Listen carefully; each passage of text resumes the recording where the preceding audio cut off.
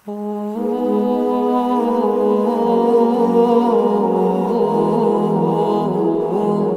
صلی اللہ علیہ وسلم کی طبیعت کچھ خراب رہنے لگی تھی. آپ صلی اللہ علیہ وسلم نے کچھ کام کیے ہوتے, آپ بھول جاتے کہ میں نے کیے ہیں.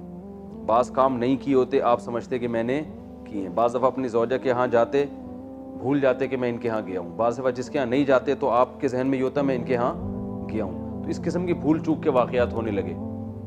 تو آپ صلی اللہ علیہ وسلم کو احساس ہوا کہ میری طبیعت ٹھیک نہیں ہے. تو آپ صلی اللہ امہات المومنین کو بھی احساس ہو گیا. تو نبی صلی اللہ علیہ وسلم نے امی عائشہ رضی اللہ تعالیٰ عنہ سے ذکر کیا کہ میں نے اللہ سے دعا مانگی تھی کہ میری اس مرض کو اللہ تعالیٰ ٹھیک کر دے.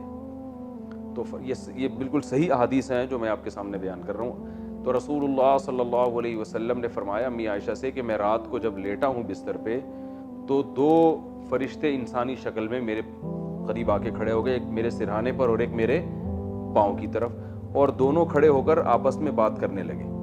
ایک نے کہا, دوسرے فرشتے سے کہا کہ تمہیں معلوم ہے کہ محمد صلی اللہ علیہ وسلم کو کیا مرض ہے, ان کو کیا بیماری ہے؟ دوسرے نے کہا کہ ان پر جادو ہوا ہے. تو فرشتے نے پوچھا کس نے کیا جادو؟ تو انہوں نے بتایا کہ لبید ابن اسم ایک یہودی ہے, اس نے جادو کیا ہے. تو پھر ایک فرشتے نے, یہ کانورزیشن ہو رہی ہے آپس میں نا, جو انسانی شکل میں آئے تھے ان کی آپس میں بات چیت ہو رہی ہے. اس نے کہا کہ کہاں کیا ہے اور کیسے کیا ہے جادو؟ تو انہوں نے بتایا کہ بھائی یہ جو کھجور کی چھال ہے نا, اس پہ کیا ہے, اور اس کی جو کھجور کی ایک تانت ہوتی ہے, دھاگے ہوتے ہیں, ان دھاگوں پہ گرہیں لگا کے ان گرہوں پہ جادو پڑھ کے یہ نبی صلی اللہ علیہ وسلم پہ یہ جادو کیا گیا ہے. وہ تانت ہوتی تھی جس سے وہ جو تیر کی کمانیں بنائی جاتی تھی پہلے زمانے, بہت مضبوط ہوتی تھی وہ. تو کھجور کی چھال پہ کیا ہے اور تانت پہ گرہیں لگا کے اس پہ پڑھ کے اس میں 11 گرہیں لگائی ہیں. تو وہ 11 گرہیں لگا کے اس پہ جو ہے نا کچھ پڑھ کے جادو کیا آپ صلی اللہ علیہ وسلم پہ. کہاں کیا ہے؟ تو بتایا کہ وہ بنو زریق کا ایک کنواں ہے, اس کنویں کے اندر اس جادو کو انہوں نے رکھا ہے. تو یہ وہ ان کی آپس کی بات چیت ہوئی اور وہ دونوں فرشتے چلے گئے. آپ صلی اللہ علیہ وسلم جب صبح اٹھے ہیں تو آپ صلی اللہ علیہ وسلم صحابہ کی ایک جماعت کو لے کر گئے, اس کنویں میں جا کے آپ نے تلاش کیا. تو وہاں سے وہ اس کنویں کے اندر ایسے وہ جادو نکلا, کھجور کی چھال تھی, اس کے اندر ایک دھاگا اور گرہیں لگی ہوئی تھیں, جو بھی تھا حساب کتاب. تو نبی صلی اللہ علیہ وسلم نے اس کو نکال دیا اور اس کو دفن کر دیا. جب پھر اس کے بعد آپ صلی اللہ علیہ وسلم کی طبیعت ٹھیک ہو گئی. تو آپ نے پورا امی عائشہ کو واقعہ سنایا اور فرمایا کہ جب میں اس کنویں پہ گیا تو اس کنویں کا پانی ایسے گدلا ہو رہا تھا جیسے مہندی کا پانی ہوتا ہے, اور اس پہ جو کھجور کے درخت تھے نا, ان کے جو پھل ایسے لگ رہے تھے جیسے سانپ کے پھن. بڑا ایک وحشتناک قسم کا منظر تھا. تو حضرت عائشہ رضی اللہ تعالیٰ عنہ فرماتی ہیں کہ یا رسول اللہ آپ نے اس کو جلا کیوں نہیں دیا؟ تو آپ نے فرمایا کہ اس سے اور زیادہ شر پھیلے گا. تو اس کی محدثین نے, شارحین نے وجہ بیان کی ہے کہ وہ اگر وہ جلاتے تو سب کو پتہ چل جاتا اور باتیں بنتی, اور ظاہر ہے برائی کا تذکرہ جتنا ہوتا ہے اس سے شر اور زیادہ پھیلتا ہے, لوگ وہ طریقہ سیکھ لیتے جادو کا. تو اس لیے آپ صلی اللہ علیہ وسلم نے اس کو کیا کر دیا؟ دفن کر دیا اس کو. تو اس کے بعد یہ دو صورتیں نازل ہوئیں, سورہ فلق اور سورہ ناس, اور ان کو پڑھنے کا نبی حضرت جبریل نے آپ صلی اللہ علیہ وسلم کو حکم دیا کہ رات کو آپ ان کی تلاوت کریں.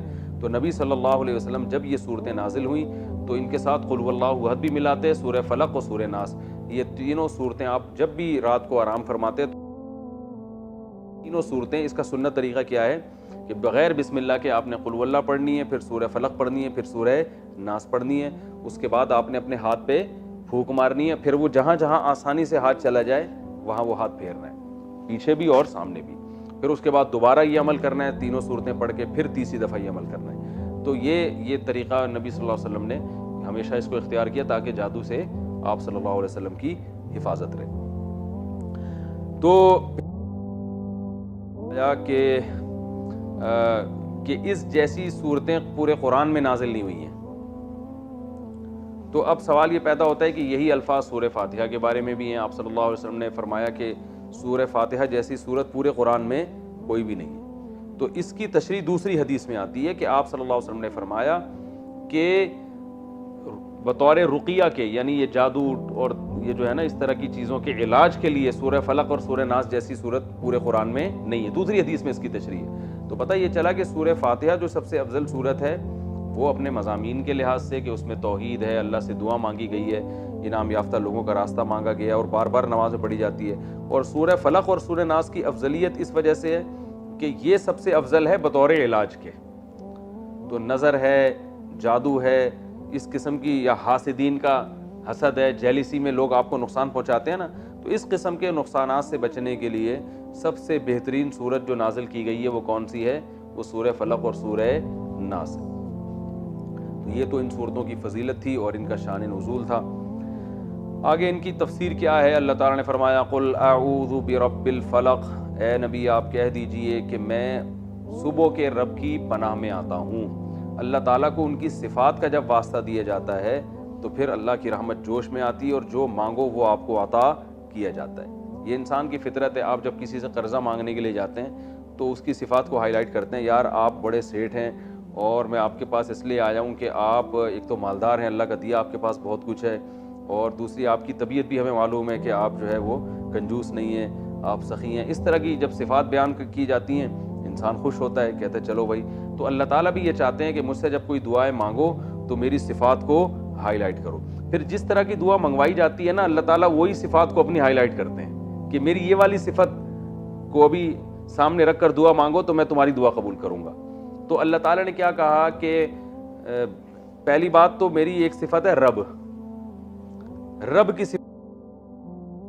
یوں نہیں کہا قل اعوذ باللہ، عام حالات میں ہمیں حکم دیا اعوذ باللہ من الشیطان الرجیم، میں اللہ کی پناہ میں آتا ہوں شیطان سے جو مردود ہے.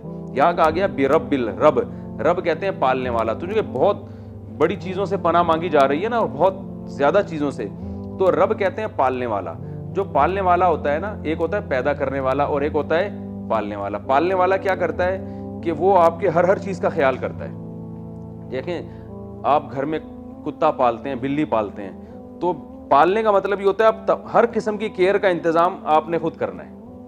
بلی بھی جو لوگ پالتے ہیں نا تو وقت پہ اس کو کھانا دینا، پھر سردی میں جو ہے نا گرم جگہ پہ رکھنا اور گرمیوں میں انتظام کرنا.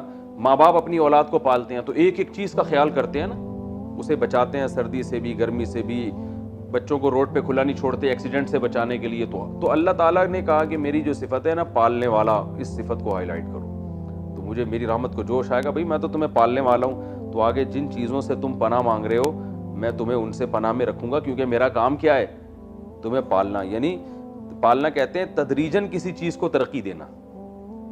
جیسے آپ بکری پالتے ہیں نا، اتنا سا بچہ لایا، کھلا کھلا کے ایسے کر دیا، اس کو کہتے ہیں پالنا. یعنی تدریجاً آہستہ آہستہ کسی چیز کو تنزل سے ترقی کی طرف لے کر آنا. اس میں بڑی کیئر کرنی پڑتی ہے. تو اس لیے اللہ نے یہاں اپنی صفت رب کو ہائی لائٹ کیا. آگے اللہ نے فرمایا قل اعوذ برب الفلق، صبح کے رب کی پناہ مانگتا ہوں. اور صبح بھی بالکل صبح. تو وجہ کیا ہے کہ اللہ نے یہ بتایا کہ رات کی تاریکی جو ہے نا وہ انسان کے لیے نقصان دہ چیز ہے.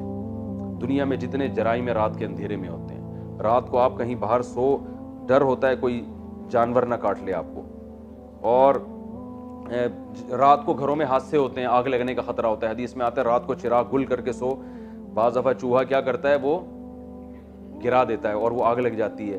تو حوادث کا خطرہ رات میں دن سے، ایکسیڈنٹ رات میں زیادہ ہوتے ہیں، صحیح طرح روشنی میں نظر نہیں آتا. اسی طرح جنات اور یہ جو بلائیں ہیں یہ رات میں زیادہ ہوتی ہیں، چوریاں ڈکیتیاں رات میں زیادہ ہوتی ہیں.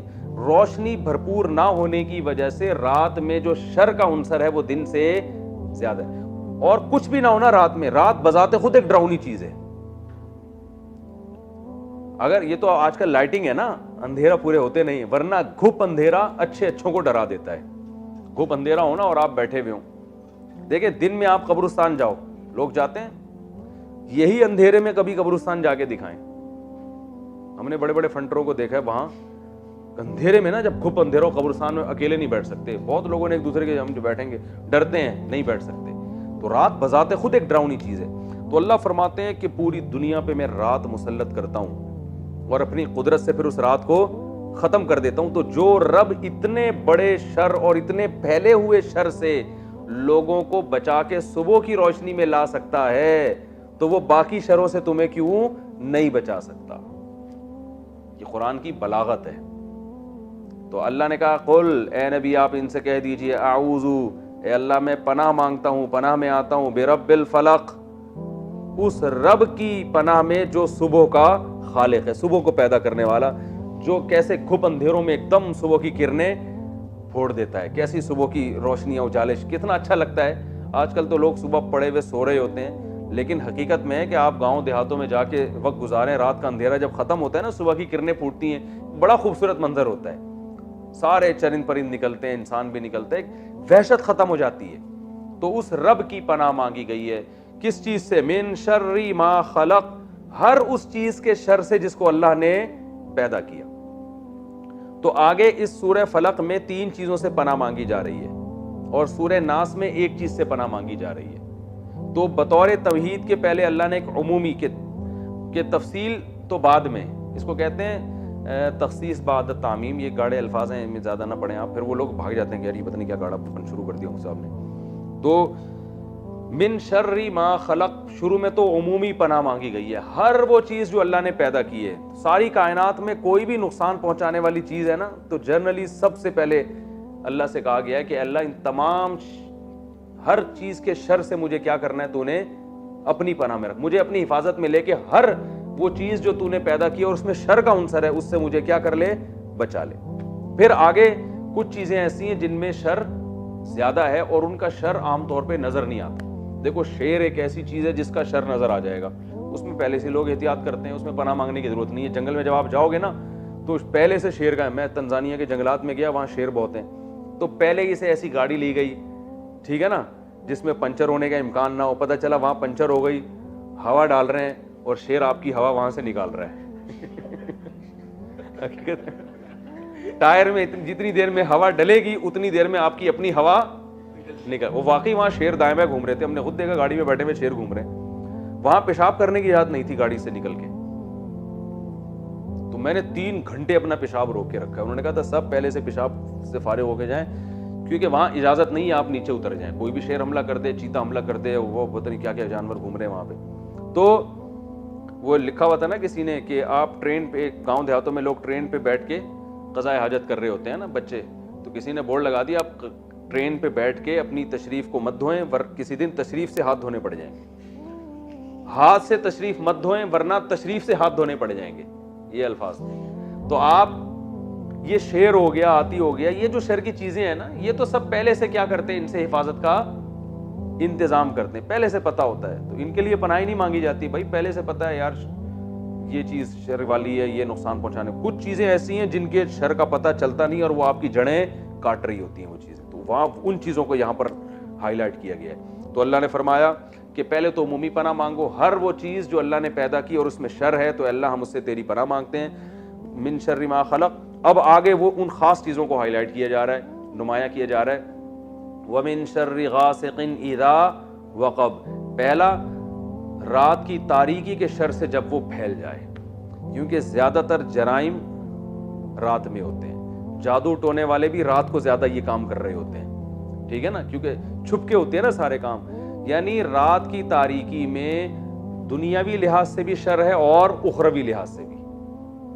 ڈکیتیاں اور ایکسیڈنٹ، اور کسی جانور نے، دن میں تو آپ انتظام کرو گے ہر چیز سے بچنے کا، رات میں آپ کو پتہ نہیں ہوتا، کہیں آپ کہیں بھی ہو، کوئی خاص طور پہ گاؤں میں دیہاتوں میں، اور جس کلچر میں یہ آیتیں نازل ہو رہی تھی اس میں تو اور زیادہ اس بات کا خطرہ ہوتا تھا. تو جو ہے وہ کچھ بھی ہو سکتا ہے رات میں. تو اللہ نے فرمایا پہلی بات، رات کے شر سے جب وہ پھیل جائے. ومن شر غاسق اذا وقب ومن شر النفاثات فی العقد. پھونک مارنے والیوں کے شر سے جو گروہ میں پھونک مارتی ہیں. کیونکہ جادو ٹونا، ایک تو والے کا ذکر نہیں کیا اللہ نے، والیوں کا ذکر کیا. والیوں کا ذکر اس لیے کیا کہ جادوگر جو ہوتے ہیں نا، اکثر ایک جماعت ہوتی ہے، کچھ لوگ ہوتے ہیں جو مل کے جادو کرتے ہیں. تو جماعت جو ہے نا عربی میں یہ مؤنث کے لیے، اس کے لیے مؤنث کے صیغے استعمال ہوتے ہیں. تو چاہے وہ مرد ہوں یا عورتیں، لیکن مل کے گروپ ہوتا ہے نا، تو گروپ کے لیے عربی میں مؤنث کے صیغے استعمال ہوتے ہیں. خاص طور پہ نبی پہ جو جادو ہوا تھا وہ ایک جماعت نے کیا تھا باقاعدہ. تو اس لیے اللہ نے فرمایا کہ وہ جماعت جو گروہوں پہ پھونک لگاتی ہے، جادو میں اکثر ایسا ہوتا ہے جادو کہ وہ گروہ میں نام پڑھ پڑھ کے, اچھا وہ جو نبی پہ جادو ہوا تھا اس میں ایک کنگھی کا استعمال بھی کیا گیا تھا آپ صلی اللہ علیہ وسلم کی, جس میں آپ صلی اللہ علیہ وسلم کے بال لٹکے ہوئے تھے. تو وہ پھر کیا گرہیں لگا کے اس میں کیا کرتے ہیں, کچھ دم جو بھی ان کا ہوتا ہے, انتر پنتر کلی کلنتر جو بھی ان کا, ہم تو بچپن میں جب کسی کو ڈرانا ہوتا ہم کرتے ہیں انتر منتر کلی کلنتر ہو جا منتر چھو ایسے ہم نے یاد کیا اٹھا جاتا پتہ نہیں کیا ہے, حالانکہ ہمیں خود نہیں پتا ہوتا تھا کہ اس کا مطلب کیا ہے. تو ابھی تک ہم پڑھتے ہیں انتر منتر کلی کلنتر ہو جا منتر چھو. تو وہ کچھ بھی گھوڑے بلے ان کے جو بھی ہوتے ہیں جادوگروں کے پڑھ رہے ہوتے ہیں بیٹھ کے. تو اللہ نے فرماتے ہیں اچھا, اور بعض نے کہا کہ نفاسات سے مراد واقعی عورتیں ہیں, کیونکہ خواتین میں یہ جادو ٹونے کا ریشو مردوں سے زیادہ ہے. تو جو مخلوق زیادہ جادو کرتی ہے تو اللہ نے اس کو بتایا تاکہ بچ کے رہو. ساسیں بہوؤں پہ, بہویں ساسوں پہ, پڑوسیوں پہ, یہ ہو رہا ہوتا ہے مارکیٹ میں. میں ابھی جادو کا بتاؤں گا, اتنا گھبرائیں نہیں کہ اچھا آپ کہیں گے اچھا خواتین جو درس سنیں گے اچھا میں بھی کہوں میں کچھ بھول کیوں رہی ہوں آج کل بہت ساری چیزیں. خواتین سوچیں, بہو سوچے گی مجھے بھی, میں بھی کہوں میں اتنے کچھ بھول کیوں رہی ہوں. اس کا مطلب ہے ساس نے اس دن میری کنگھی لے کر گئی تھی صاف کرنے کے بہانے اور پھر وہ کچھ گریں لگائی ہوں گی اور پڑھ پڑھ کے پھونکا ہوگا. اب کنواں تلاش کر رہی ہوں گی جا کے درس کے فوراً بعد. تو اتنا گھبرانے کی ضرورت نہیں ہے, میں جادو کی حقیقت انشاءاللہ بتاؤں گا کہ کیا ہوتی ہے وہ, تو اتنا ٹینشن لینے کا نہیں ہے. تو اللہ نے فرمایا وَمِن شَرِّ النَّفَّاثَاتِ فِي الْعُقَدِ, پھونک مارنے والیوں کے شر سے جو گرہوں میں پھونک مارتی ہیں. وَمِن شَرِّ حَاسِدٍ, اور حسد کرنے والوں کے شر سے بھی, اذا حسد, جب وہ حسد کرنے لگے. تو تین چیزوں سے پناہ مانگی گئی ہے. ایک تو عمومی ہے من شر ما خلق, یہ تو تمہید ہے ہر مخلوق سے جس میں بھی شر ہو.